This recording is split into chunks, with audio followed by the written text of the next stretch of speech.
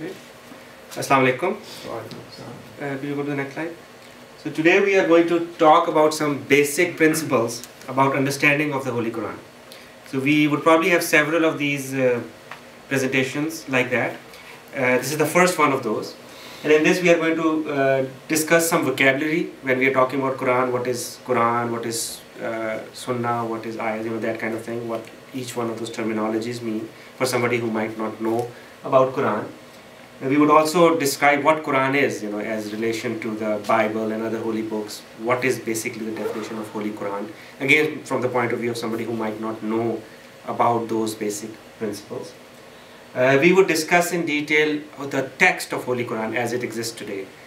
We have all heard that it's unadulterated and all those kinds of facts about it. So we would know a little bit about history of the Holy Quran, of the text. And we will just touch a little bit about some of the basic principles about when you're reading the Quran, reading translation, what are some basic principles of it. And then this is what we would build on later on to get more details about these principles. Right? Go to the next slide. Yeah. Okay. So first and foremost, Quran. The word Quran, that is from Quran. So this word exists in Quran. And that basically describes the book itself. It means recitation. So that is the first thing. The word name of Quran is mentioned in Quran. That is a very important distinction that we have to know. So even the basic vocabulary, basic building blocks of it are mentioned in Quran. Surah is also mentioned in Quran. It means chapter. So the division that is we find in the Quran is Quran has surahs, which relating to a book would be like chapters. Surahs are made of ayats. Ayah is basically means sign. Even this word ayah is in the Quran in this context that it means the part of Quran. So the other distinction that we might be familiar with is like separa and manzil and all of those kinds of things. Those are something which have been created later on to facilitate reading of it. So for example, if somebody wants to finish the Quran in 30 days, they can read one separa at a time, or ruku. So that is not basic division of the Quran. Basically, it is Quran divided into surahs. So if every surah has ayat. The other distinction would be that if you have a large volume of book, somebody might publish it as one volume, somebody might publish it as 3, 4. We have some Qurans which are published in 5, 6 volumes. So this is the basic division of Quran in terms of its subject matter. Sunnah is another thing which we have to refer to interpret Quran sometimes. So Sunnah is basically, we have to see Sunnah in relation to Quran. And in this context, the saying of Hazrat Aisha, which some of us might be familiar with, that Kana Khuluqul Quran, is very interesting because Hazrat Aisha, when somebody asked Hazrat Aisha about the character of Holy Prophet Sallallahu Alaihi Wasallam, she said that Kana Khuluqul Quran, that his character is Quran. So Sunnah is something that we sometimes have to refer to when trying to understand meaning and context of some verses. Term Orientalist is something that we have to be familiar with if we are reading some critiques of Holy Quran. Orientalist, the word basically means that someone from the West commenting on something about the East. That is the basic terminology of Orientalist. And in context of Islamic studies, it refers to the Western European philosophers, many of them Christian, who wrote commentaries and books about Islam and Holy Quran. That is if you're ever reading, you might, in Urdu the word would be mustashriqeen, if you ever read a book in Urdu. So that is some term we have to be familiar with. Ahmed, next slide. So any questions so far? So next, just understanding what Quran is. So in this context, we have to understand what a holy scripture is. Quran is one of the holy scriptures, and they exist in all previous religions, right? So in this context, this verse is very important, which is right from the beginning of Quran, chapter 2, verse 5. And who believe in that which has been revealed to thee, right, Holy Prophet, and that which has been revealed before thee, and they have firm faith in what is yet to come. So this is from chapter 2, verse 5. So Quran is a continuation of this same message. Can you go to the next slide? Again, in the same theme, continuation of message. This is from chapter 2, verse 37, which basically is alluding to that human civilizations have evolved over time, and with that change of human character and human nature and human understanding and human knowledge, we have some messages that have to evolve, and then that evolution, the climax of that is the religion which was revealed to Holy Prophet, peace be on him. So in that, this verse says that, "Say ye, we believe in Allah and what has been revealed to us, and what has been revealed to Abraham, Ishmael, and Isaac, and Jacob and his children, and what was given to Moses and Jesus, and what was given to all other prophets from their Lord. We make no difference between any of them, and to him we submit our lives." So in terms of understanding the concept of divine message, we make no distinction. We firmly believe that what was revealed to all of these prophets was from God, and from that was basically in the same scheme of things, that the message is being given to the human beings from God. So we have to understand that that is basically the same continuation, same message is being refined. And again, next slide. In the same vein that this message is continuing, this verse is very important, where it in chapter 2, verse 107, which says, "Whatever sign we abrogate." So now see, when we are talking about continuity of message, then question might come that why do we have Quran when we have Bible and all of those kinds of things. So it says, "Whatever sign we abrogate or cause to be forgotten." So when people start misinterpreting something, or people forget the original text, that goes into this word of forgotten. "We bring one better than that or like thereof. Dost thou not know that Allah has power to do all that He wills?" So this is, some people sometimes misinterpret to say that even Quran can be abrogated, but this is talking really about the concept of continuity of message. That whenever previous messages, like Bible and the Vedas and everything, they all came from God. Either they were directly abrogated, or maybe people forgot about it. It was always replaced with something better. So, and then Quran is the final one, which now cannot be abrogated, but it's basically the evolution of the same concept.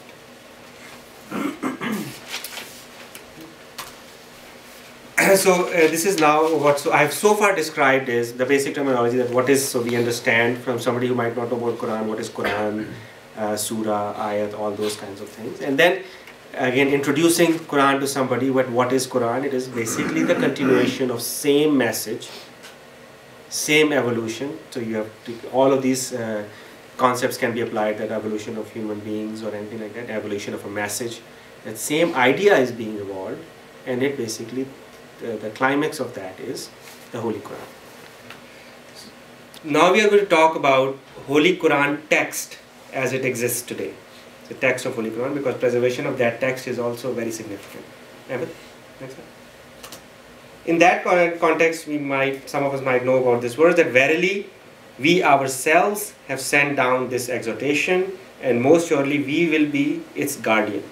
So God has taken this responsibility of protecting its text. So if you relate to the verse which I had shown in a previous slide, where we talked about abrogation and forgetting, so that does not apply to Holy Quran, because Holy Quran, God has taken this promise upon Himself that God would protect its message. So in this context, we have some questions to ask. Is preservation of text over 1500 years something significant? Is it even worth noting? So in this context, we should basically, even if we were to play a simple game of giving a message to somebody, who gives it to somebody, and we have all played this game, and we would know that by the end the message totally changes. And here we are talking about 1500 years, and this promise actually extends well beyond our time. So in 2500 years, this message would still be the message that God has taken the responsibility of protecting the message. So, and we also have to understand in this basic that even print media is something which is only a few hundred years old. Before that, even publication of something was not important. So in that context, saying that some text can be preserved over 1500 years is a significant exercise. It's a significant promise, significant claim to make to begin with, and then it being fulfilled is something truly significant. And now, advantage of being preserved like that is that even if there are so many sects in Islam, sometimes they disagree with each other, and sometimes very violently disagree with each other. But by the grace of God, everyone can refer to the original text.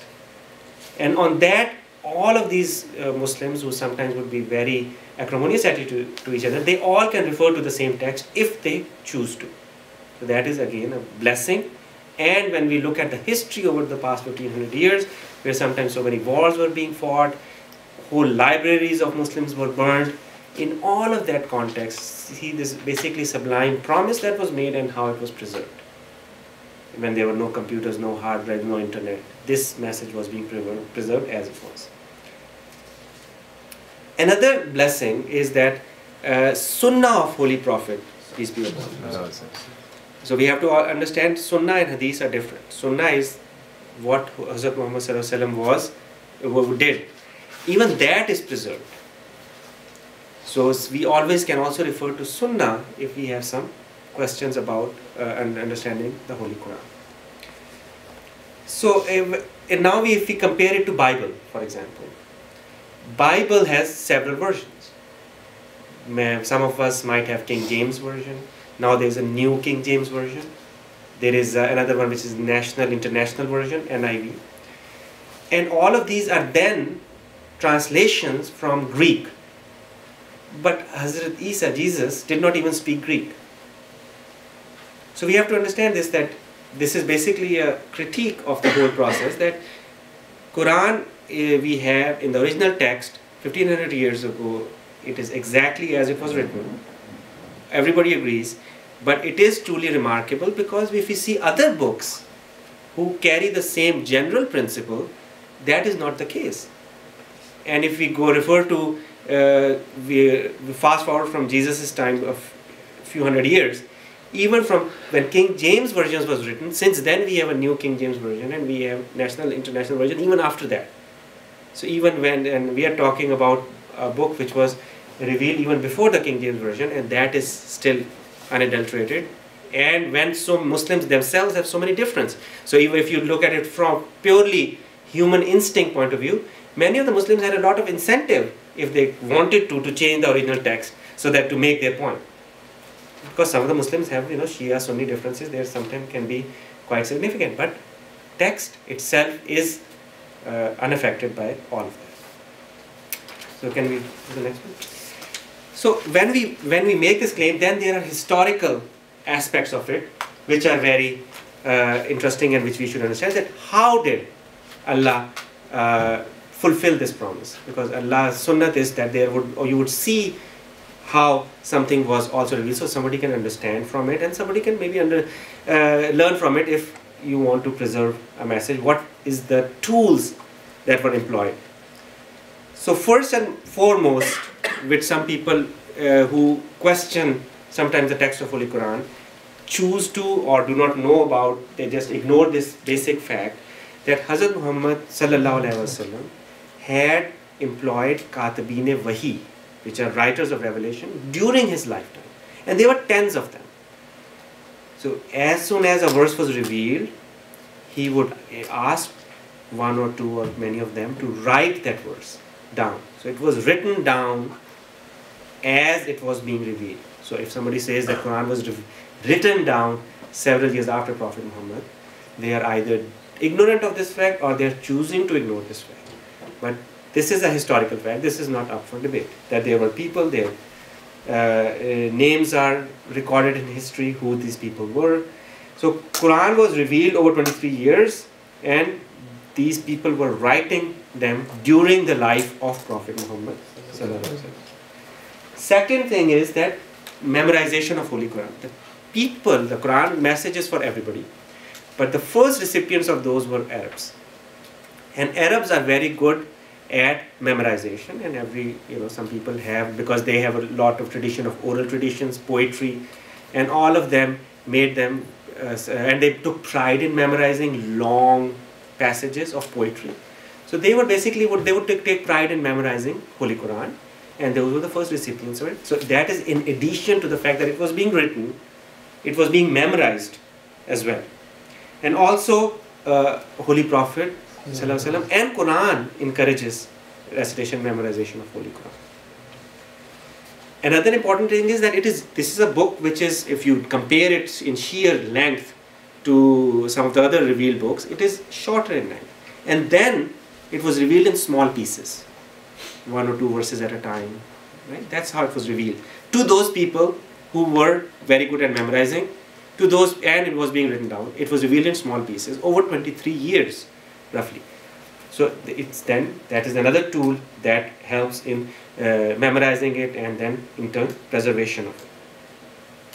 So just even if you look at today, there are over 1 billion Muslims. Even if those Muslims know a little bit of Quran, you would understand and appreciate that even right now, Quran has been memorized as a collective several hundreds and thousands times over.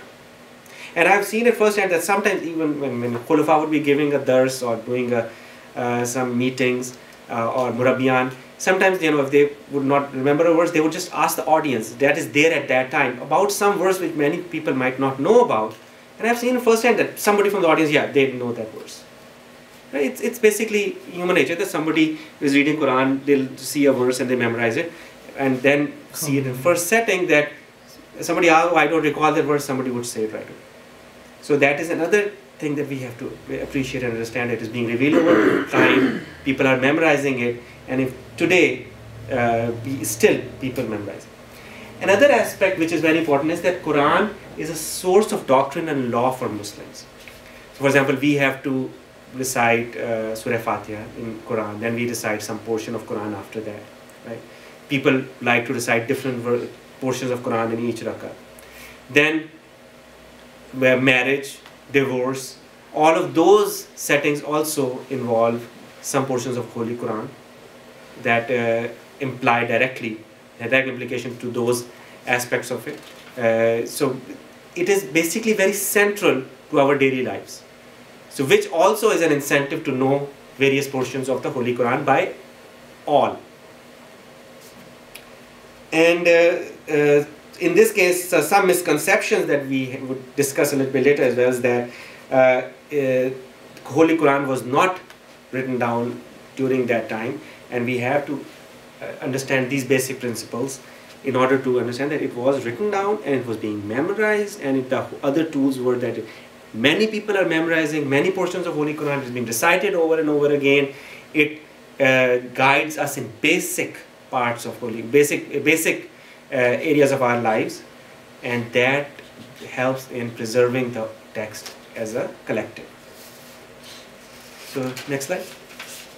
So the Katibine Wahi is something again many people choose to overlook or ignore, but this is a part list of those people who are Katibine Wahi. This has been taken from book Introduction to Study of Holy Quran by Hazrat Mirza Bashiruddin Ahmad, page 355, and which quotes it from Fath al-Bari, volume 9, page 19. And this still is not the complete list. These are some of the more well-known Katibine Wahi writers which Holy Prophet ﷺ employed to write down these verses. We have the names of those people, we can refer to those names, and that it was being written down when Quran was being revealed. And then we have another, that Holy Prophet ﷺ took extreme care himself about Holy Quran.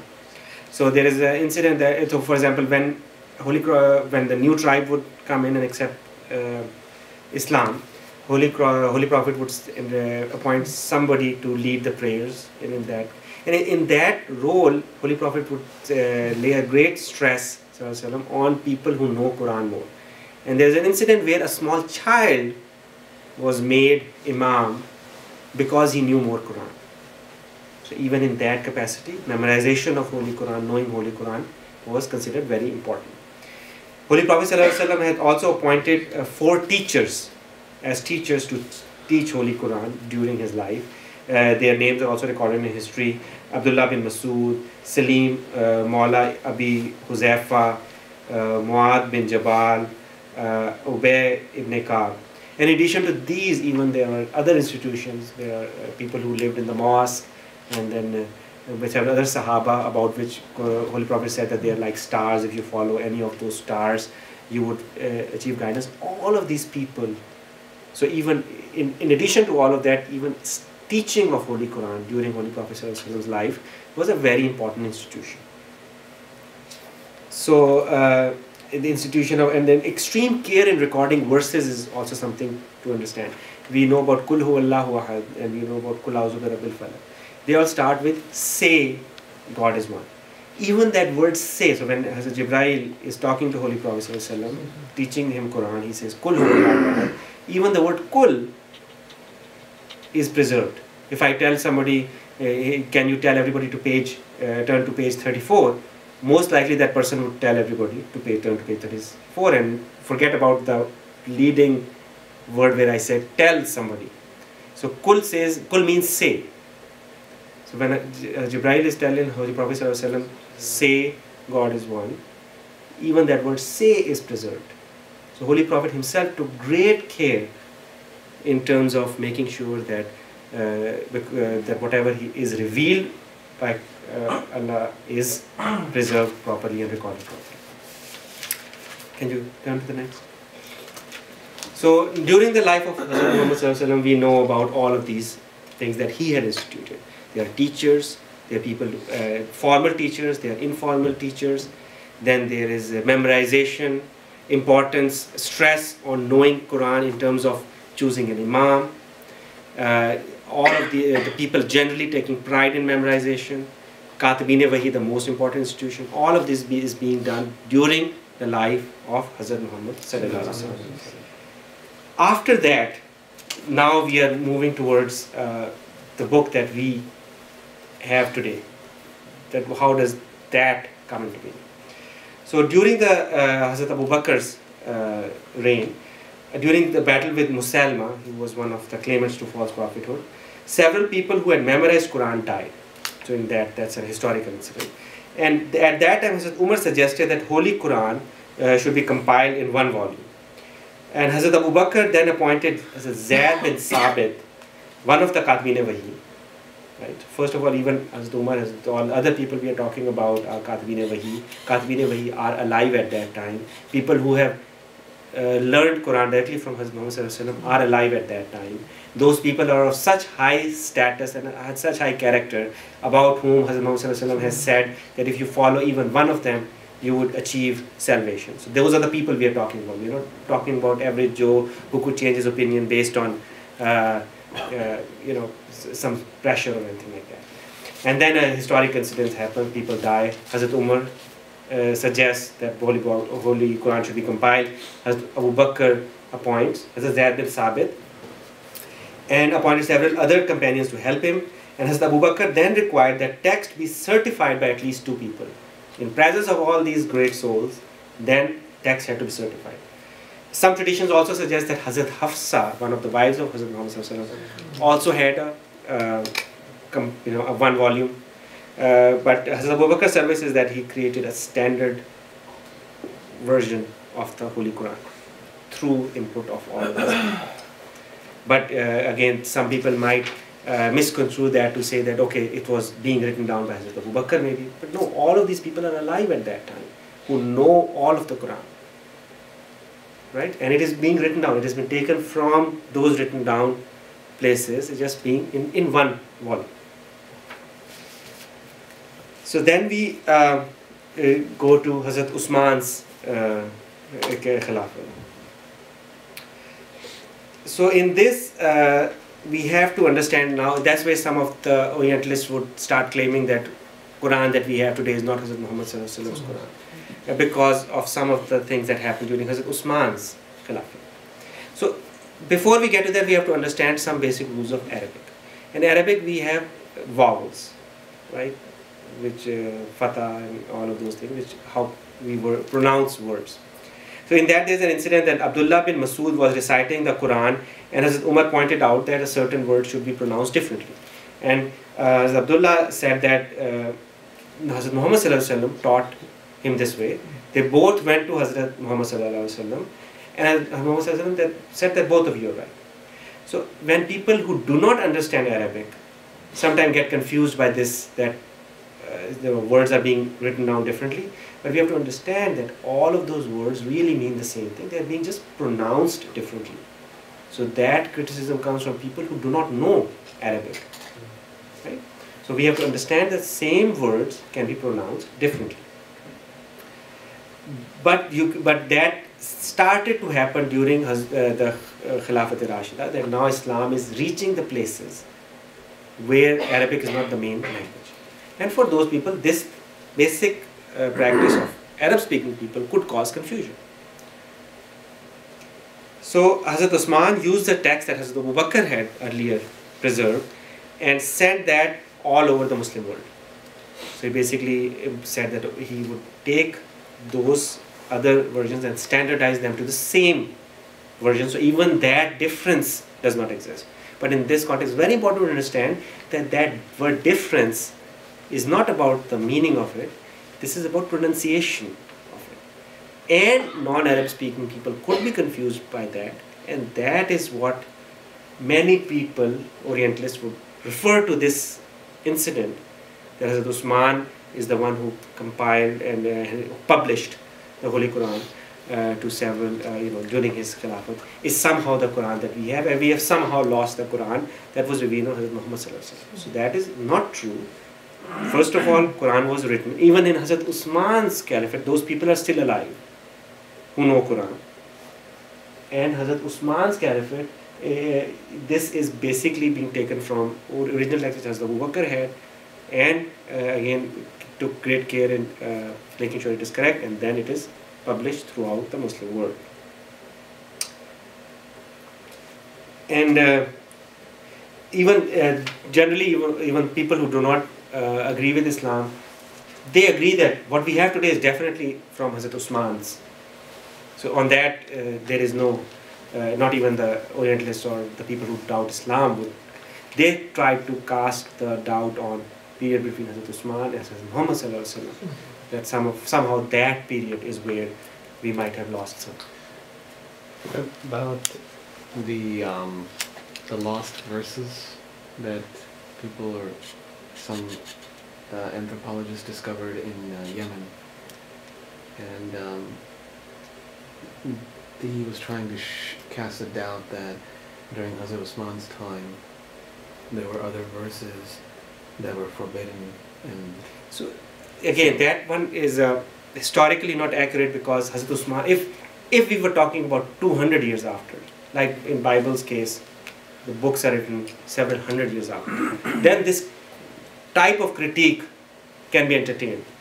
But Hazrat Usman's Caliphate is only 15 or so years after Hazrat Muhammad sallallahu alaihi wasallam. Many of the companions of Hazrat Muhammad sallallahu alaihi wasallam are still alive at that time. And any study of history would let, even objective study would say that those people were of very high character. We know of incidences where they would stop the stones being cast at Hazrat Muhammad sallallahu alaihi wasallam's face by their own body. So those people are of very high character. When those people are alive, and then to accept that hundreds, if not thousands of those people just sit on the sidelines when the text of Holy Quran, which is written down in other places, is being ignored. If the same thing happened 200 years after, then we can entertain such criticism. Okay, there we have found some lost verses. Another thing is some people again who do not understand Quran, because Hazrat Usman did burn all the others copies of the Quran. But again, some people who do not understand sometimes refer to this burning, that he was somehow burning the verses which he wanted to get out of Quran. Again, that whole issue is coming from not knowing Arabic, and the fact that the same verse can be pronounced differently, and he was trying to make sure that this misconception doesn't go into the places where, for example, Iran was coming under Muslim influence, and those people could definitely get confused when they see these vowels being placed differently. So this is again, people would always try to cast doubt. But the main idea is that this is being done so close to Holy Prophet's life that and people who already have memorized the Holy Quran, they are also alive at that time. To say that suddenly all of those people memorize something, and now to say that they have to stop reciting 20 verses in the next Ramadan, it just doesn't jive. It's basically. There's one more thing that Hazrat Khalifah Masih the fourth actually was it, rahimahullah, and they actually said there were several different versions according to the because Islam was spreading so fast in Arabia. There were people who did not speak the dialect of Hazrat Muhammad Sallallahu Alaihi Wasallam, the dialect that the Fusha dialect that actually came into being to Hazrat Muhammad Sallallahu Alaihi Wasallam for the Quran. So they had to not change the verses, just like you said. They had to manipulate the Arabic according to their dialect. So they sent these copies out to many different people, especially places like Yemen. Now what happened was, during Hazrat Usman's time, he realized that it could be the fact that those people can actually use that as the main dialect and say this is the Quran, and then it would be a dangerous thing, because many places then could have their own versions of the Quran, and then people will eventually end up in the same situation that the Bible is in. They'll be divided. So what he did was, he said the main dialect would be the Fusha dialect that originally came in, and everybody has to understand that. So he made a standard instead of manipulating the language according to the people, because that would be a dangerous thing to do. So that's one of the other reasons why he would burn the other copies, or he ordered the copies back for anybody, but there could be other copies available still left in other places. So there was an anthropologist, a German anthropologist, that discovered some of these verses in a Yemeni house. Actually, the Yemeni person discovered the verses, so he contacted some people and he wanted to sell these verses, because he thought for antique purposes.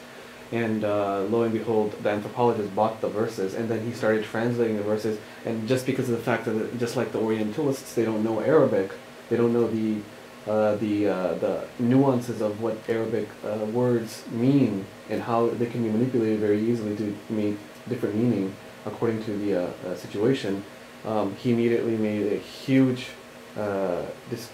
supposedly called a discovery, saying that there are verses that have been forbidden by Islam, and people don't want to know. And so he actually published a 15,000-page translation of his own, because he was knowledgeable in Arabic. So, but that is very interesting. 15,000. So now you're basically saying that those people who memorized the Holy Quran, they had probably memorized 15,000 extra verses. The Quran today we have is 6,000 or so verses. So again, could that have been some people would also write down sometimes the sayings of Hazrat Muhammad Sallallahu Alaihi Wasallam. We don't know what. So again, I'm not familiar with that exact incident. But if we had said 3 verses, it could have been more plausible. But to say that during the life of people who have memorized it, suddenly now they have to forget 15,000, because somehow that is alluding to the fact that people who memorize the Holy Quran, Hazrat Usman also killed them or something like that. That is not something that happened. People could have memorized the Quran in different dialect. It is talking about writing down what it is. So again, that stems mostly from prejudice, and maybe it's alluding to the lost verses of Bible that were found, that he wanted to find some lost verses of Quran or something like that. But again, something like that wouldn't even gain much traction, even among the historians. Well, the thing is, like, the Bible, people can criticize the Bible because it's been changed so much easily. Even in the last 15, 20 years, you can say that it's been changed. Unfortunately, no criticism can hold against the Quran. So people look for ways to do this. And the main thing is, if you take out the Quran, you have no Islam. So then you can null and void Hazrat Muhammad Sallallahu Alaihi Wasallam. But you can't do it until you do that very thing. So people are looking for that, and this guy thought that he found something, but it was immediately criticized by the scholars of Islam, and said, you don't understand Arabic, basically. That's why you're doing this. Then again, overall the traditions of Muslims of memorizing still continues. Now they had this book which was compiled, and Muslims had by now started giving great importance to reading and writing. Islam culture is progressing. So then a few years later, Hazrat Usman's caliphate, there was a war, unfortunately, between Hazrat Ali and Hazrat Muawiyah, both Muslims. But a very interesting thing is that by that time, only a few years later, now everybody, those books are published so heavily that during that time both sides put a copy of Quran on their spears and said that this is going to decide who's right between us. So that incident might itself be a little bit unfortunate, but similarly what you read is a very great thing when we're talking about Quran, that in a few years your armies, hundreds of people, thousands of people have this Quran. Enemies are referring to the same Quran. Everybody having a copy of Quran is very significant, same copy of Quran. So that is first of all a contribution of Hazrat Usman to the overall. Overall it is a promise of God which is really being fulfilled, and this is still in the era when people who memorize Quran and are still alive. That is again very important aspect. Then we fast forward hundreds of years, thousands of years. This tradition is continuing, memorizing still continues. There are Hufaz. And a very interesting thing which I found out that in Indian culture, sometimes people who are blind are also called Hafiz, the guardian. Because a tradition evolved that since blind people cannot do many other aspects of their daily lives, people would just send their children who were blind to memorize the Holy Quran. So that was something, because that has a part to play in an Islamic culture. Those people who memorize the Holy Quran can lead prayers and everything like that. So that tradition developed. So we don't have to get into the critique of every tradition, but what we are seeing is the culture as a whole places great importance to the study of the Holy Quran and then memorizing the Holy Quran. And that thing is still continuing hundreds of years, thousands of years after Hazrat Muhammad Sallallahu Alaihi Wasallam. Another tradition is that during Ramadan, people read Quran end to end. Then Taraweeh prayer is offered, which is a tradition where people try to go through the whole Quran at least once. That is another tradition. All of these basically play into the big picture of preserving the text of Holy Quran. Okay? Next one. Then we now get to the arrangement of Quran. That is another important topic to understand, that is Quran, how we read today from Surah Fatiha to Surah Nas, what is that arrangement? Because we also know that the first revelation that was revealed to Hazrat Muhammad was Iqra bismi rabbika allazi khalaq, and the last revelation was Al-yawma akmaltu lakum dinakum wa atmamtu alaykum ni'mati. So what is the arrangement that we are talking about when we read Quran? Some Orientalists would say that, okay, we can't get that, we can at least say that this arrangement was done by Hazrat Usman, and this arrangement is not something by Hazrat Muhammad. Again, institution of Katibin Wahi is very important in that respect. When a verse would be revealed, Hazrat Muhammad would invite and have it written down, and sometimes it is recorded in tradition that he would tell the Katibin Wahi to put this verse at this point. Okay? A very important historical fact that Katibin Wahi were being told to put the verse at a specific point. Another thing which is recorded in history is that Hazrat Muhammad would recite Quran, Hazrat Jibreel would help him recite Quran during Ramadan, as much as was revealed until that point. And towards the end of his life, he did it twice in Ramadan. So so there is an order in which Quran is being recited. There are other hadiths where it encourages Muslims to recite, even in namaz, recite the verses in an order. So there is this implied order which exists, and it is from Holy Prophet ﷺ's time. So to say that somehow this ordering is not something from Hazrat Muhammad ﷺ and is from Hazrat Usman is again incorrect. It is recorded that it is Holy Prophet ﷺ told where each verse was. Another historical fact here which alludes to this is that Hazrat Ali, after Hazrat Abu Bakr became Khalifa, Hazrat Ali took some time before he accepted Bai'at of Hazrat Abu Bakr. And at that time Hazrat Abu Bakr asked him, why did you take so long? And Hazrat Ali said that I had made a promise to myself that right after Hazrat Muhammad's death, I would record the Quran in the order it was revealed for historical purposes and everything like that. So what it means is that there was another order at that time. That is why he made a promise to himself that he would, for historical significance, write it down in the other order.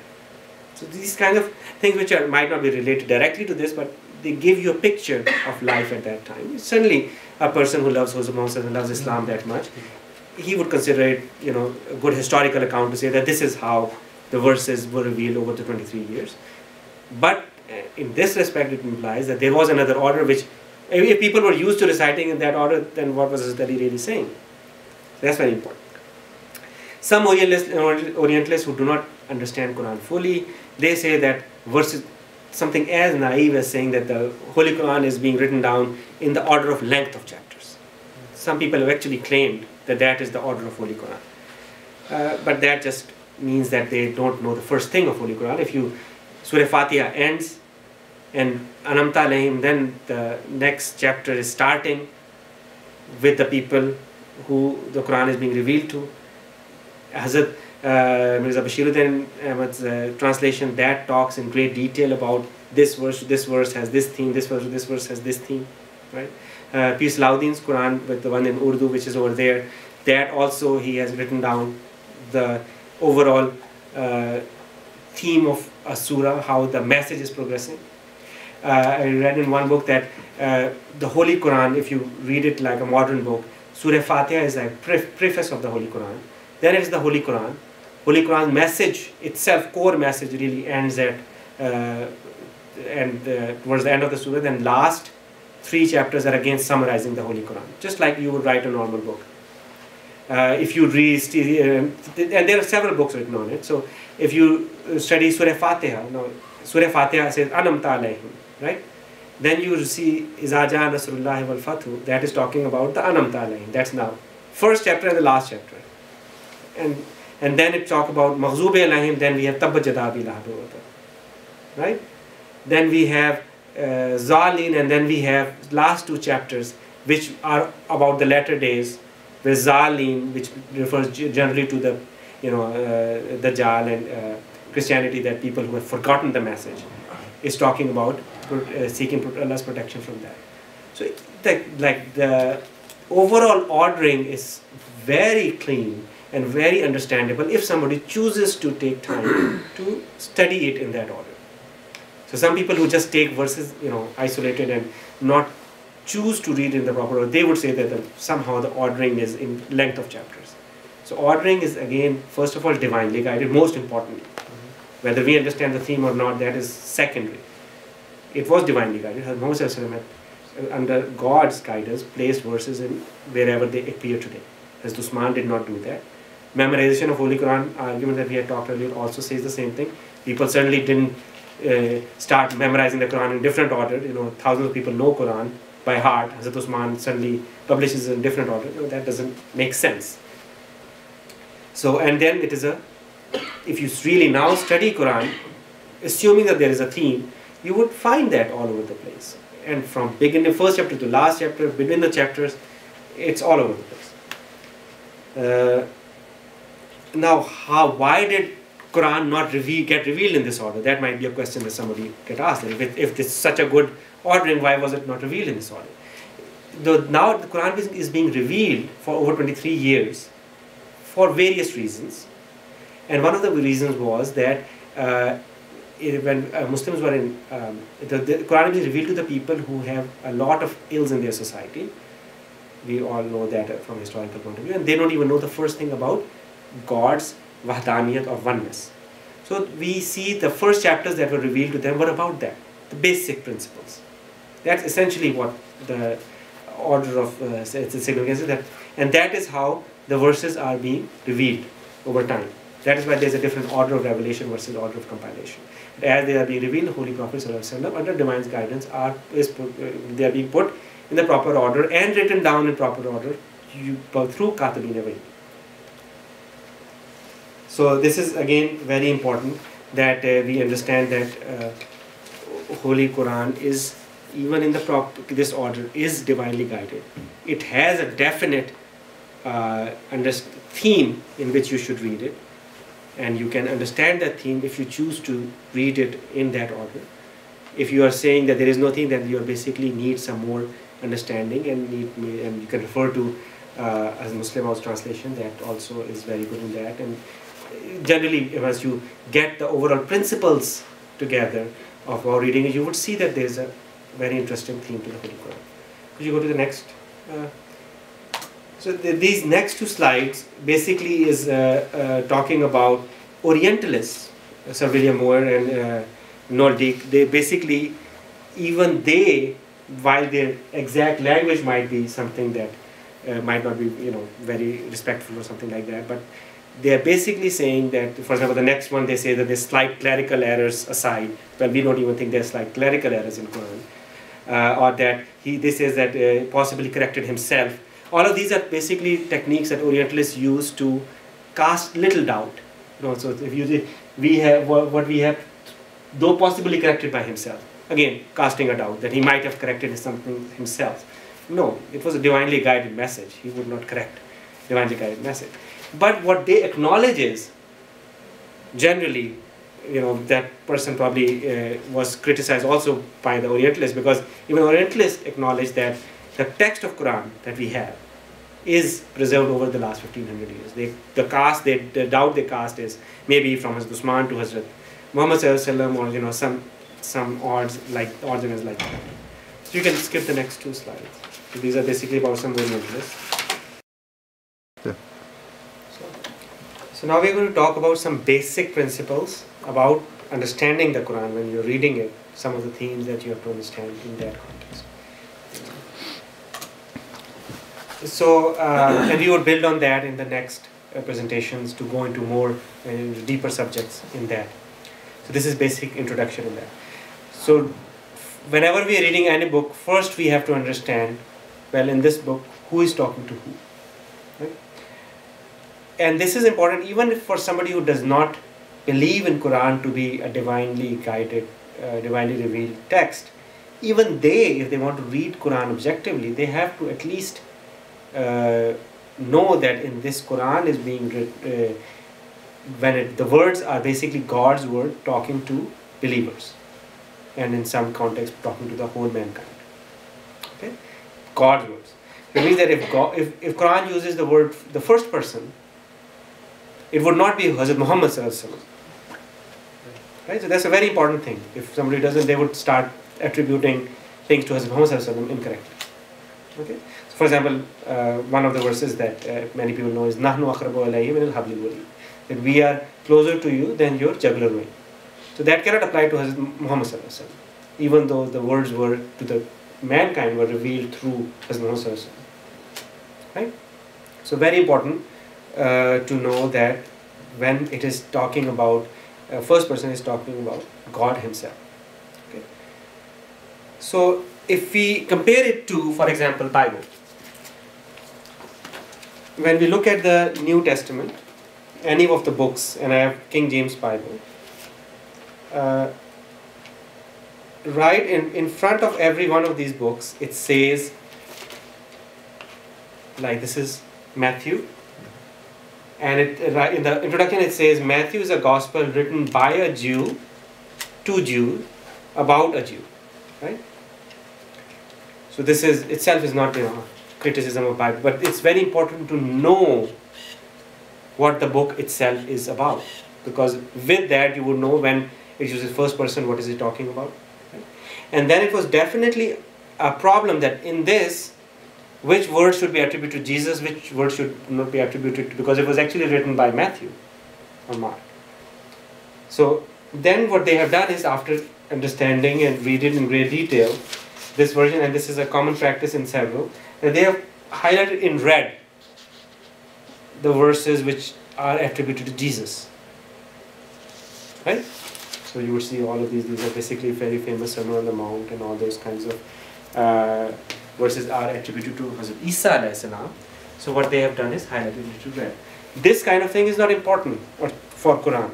It is, the whole Quran is God's words being spoken to mankind. Right? It's very important to know, and this is not that, oh, I don't believe in Quran, so I'm not going to read it. No, this is what Quran is. If somebody who is not a Christian reads Bible, they still have to know that this is a book by a Jew, about a Jew. Then you can say that I don't agree with these 3 verses. You have to understand that this book wants to be read in that capacity. Right? So it's very important to read a book as if you read a novel and think it's a book of fact. well, you're not reading a novel to be a novel. Right? So it's very important to read every book as it wants to be read. So the one thing, these are not words of Hazrat Muhammad Sallallahu Alaihi Wasallam. Those would be termed hadith. You go to the next slide. So now we know who's talking to who, then we have to understand about the subject matter. This is again something where people often get sidetracked. Is it a book of science? It's not a book of science. Quran is not a book of science. It is not a book of history. It is not a book of prophecies that where we, it's not like it's something where you can just refer to, okay, what is going to happen 10,000 years later. It's not a book of that. Right? It is what it is, again, whether you believe in Quran or not believe in Quran, if you want to know what this book is, you have to refer to Quran. And that should be an objective mindset of anybody who is understanding Quran, and that applies to every book. You want to read a book as that book wants to be read, then you can choose to either agree with or not agree with it. So this is right in front of the second chapter of Holy Quran. It says that it is for those who believe in the unseen and observe prayer and spend out of what we have provided for them. This book is for those. Right? Anybody else is free to take whatever they want out of it. But if the way Quran wants to be read is the words of God, being spoken to mankind, and those who would believe. Go to the next slide. Yeah. Previous slide. Up arrow. So it is a book for those who believe in unseen. So this is very important, that if Quran mentions a scientific truth, it is being mentioned not for the sake of scientific truth, it is being mentioned to provide guidance to those who believe in unseen or muttaqis, righteous. If we do not agree with understand this basic, then we would get sidetracked. We would start finding stuff in Quran which is everything which is what is science? Science is basically actions of God, and God refers to those actions of God to guide us. So that is, I'm not saying that there are not scientific truths in Quran, but it is not a book of science. So whenever it is mentioning scientific fact, they have a spiritual connotation, and they are to guide us, and that is the sublime message that we should be focusing on. The goal is not to explain the scientific fact, but scientific facts are being mentioned as facts. These are just facts, and there's sometimes very interesting reads, and you can understand a lot of scientific facts from it. But the main theme is not that fact. Main theme is that you use that fact to understand some spiritual principles. Similarly, it is not a book of history. So some Muslims unfortunately have gone, got sidetracked with several verses and came up with very ludicrous types of tafsir and explanations of verses, because they just forgot about that. Surah Kahf is one where they have come up with very strange explanations of various things. Every verse, if it's mentioning history, it's again for the same purpose, that this is what happened to people in the past. If you do the same thing, this is what will happen to you. Both of these, I am not at all saying that if it mentions a scientific truth that would be somehow incorrect. No. If it mentions a historical account, that would not be incorrect. So in Surah Kahf, for example, it goes to the exact number of Ashab-e-Kahf. That is of course correct. Everything that is mentioned in Quran. But what some people might, so if you say to somebody that this scientific fact is mentioned in Quran or this historical account is mentioned in Quran, they might criticize, well, it doesn't have all of the details in it. Well, that is not what the main purpose of the book is. It is mentioning historical fact as, oh, this is what happened in the past, and only that part is mentioned, which basically helps us understanding the underlying principle. And if you would read those verses next to each other, you would see that. Again, somebody might say that there is no order in the Quran, but always it is a fact, something is mentioned, and then after that it is alluding to what it's really trying to guide you.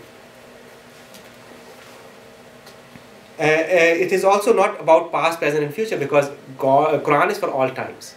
But it means that anything which was future at one time would become past, right? So it is again mentioning those.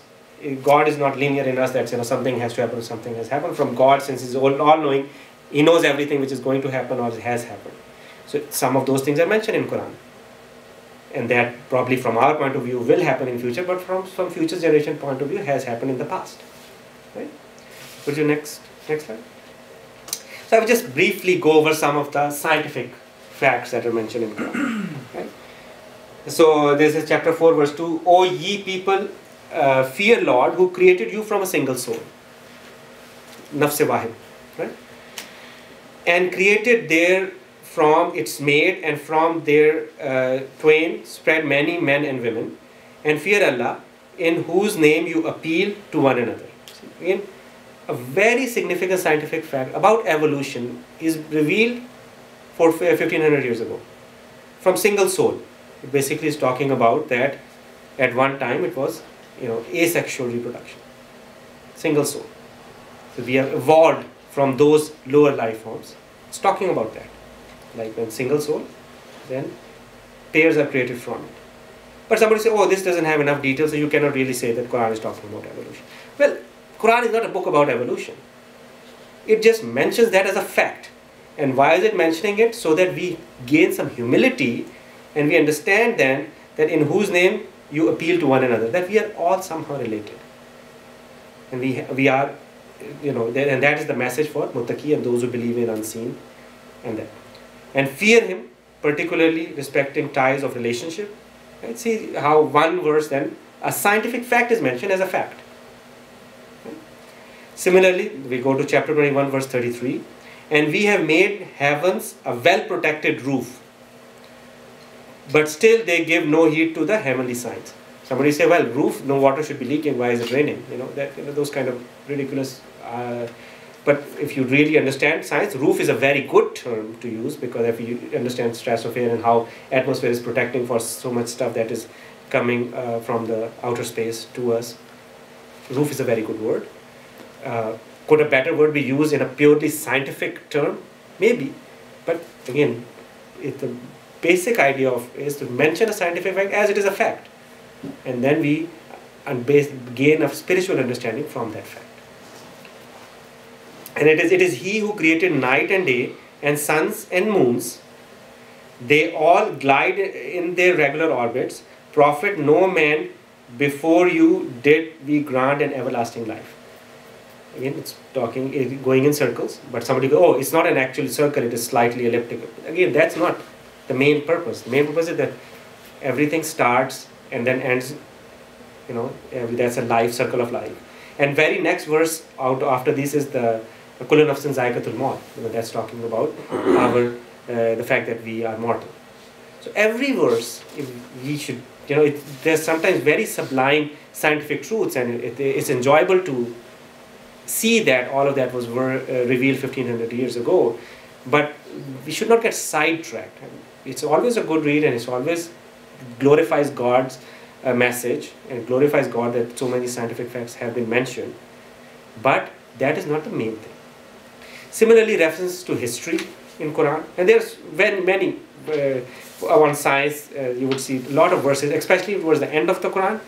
Several chapters you would read, and they would be referring to scientific facts, and then go, Vashamse wal Qamari, Vashamse wal Zuha wal Qamari Zatalaha.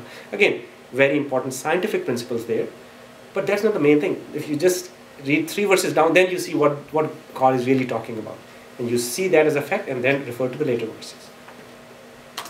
So reference to history is then that is in the same vein. That first, I would, for example, say the history of prophets contains a lesson for the men of wisdom. That is chapter 12, verse 112.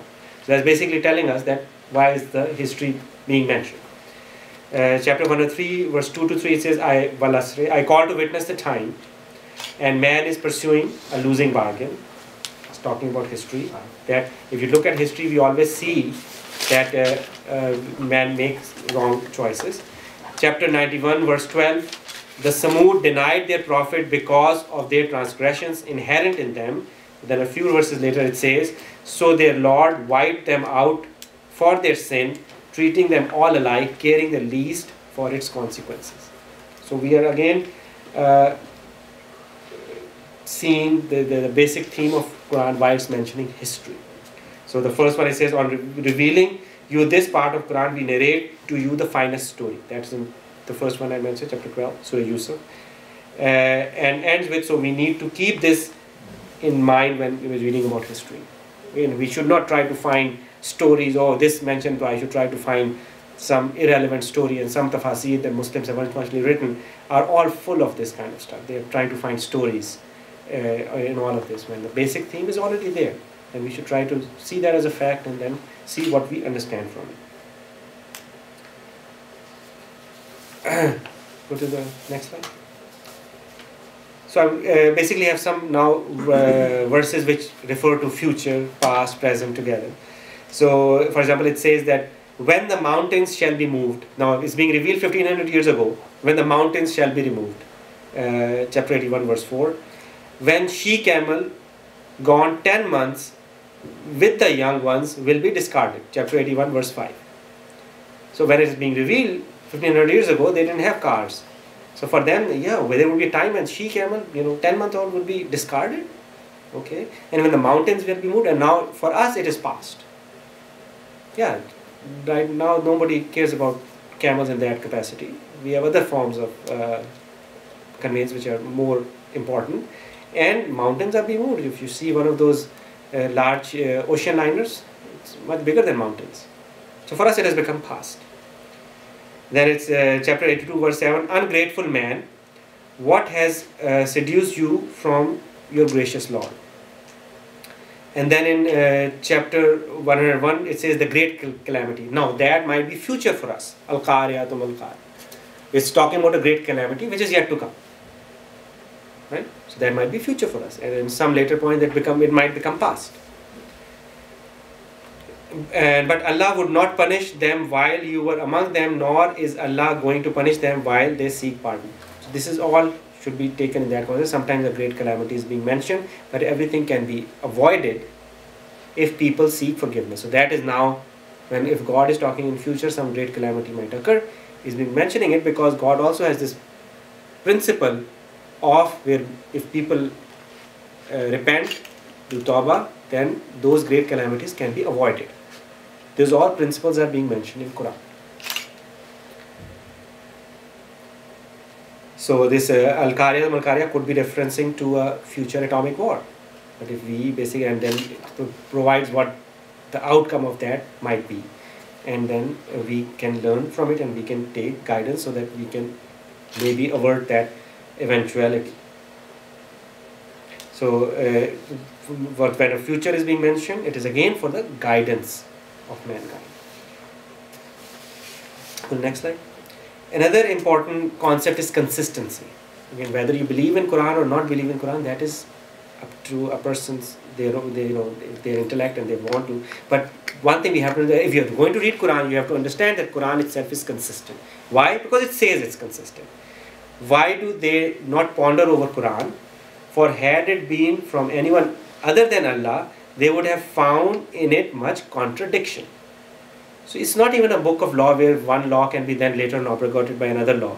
Quran is not like that. And that is something when Pope mentioned a few years ago, gave a speech about Islam.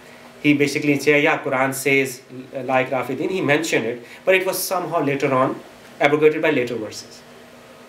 Well, if you really read Quran, Quran says that it cannot happen. Well, it's up to him to agree with Quran or not agree with Quran. But if you read Quran, then you have to make sure that every verse is interpreted such that it does not, so any word can have multiple meanings, we all acknowledge that. But the meaning that would apply in Quran is the one which does not contradict any other verse. Why are we saying that? Because Quran, that's how what Quran wants to be read. For Quran, the best explanation is which provided by another verse. If you read a Quran and you come up with a translation which contradicts another verse of Quran, then you have to come up with something which is in agreement with each other. And that is again something mentioned in Quran. Anybody is free to believe in it or not believe in it, but if you are trying to understand it or interpret it, you have to abide by this basic principle. So we have to distinguish between the fact. This principle does not open to the fact that, oh, I don't believe in Quran, so I don't have to agree with this principle. No, if you want to read Quran and understand it, this is the principle.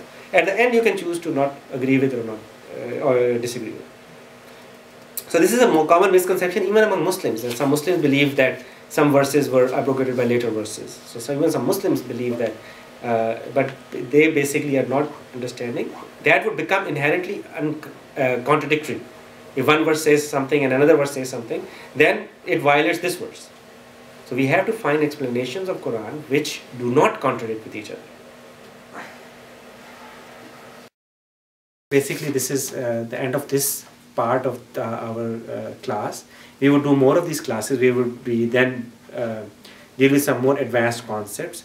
For example, Quran uses the word we. What does that mean? Quran uses the words like wal asri or wal shamsi, where Quran or God is calling to witness something which is His creation. What does that mean? What is the principle behind it?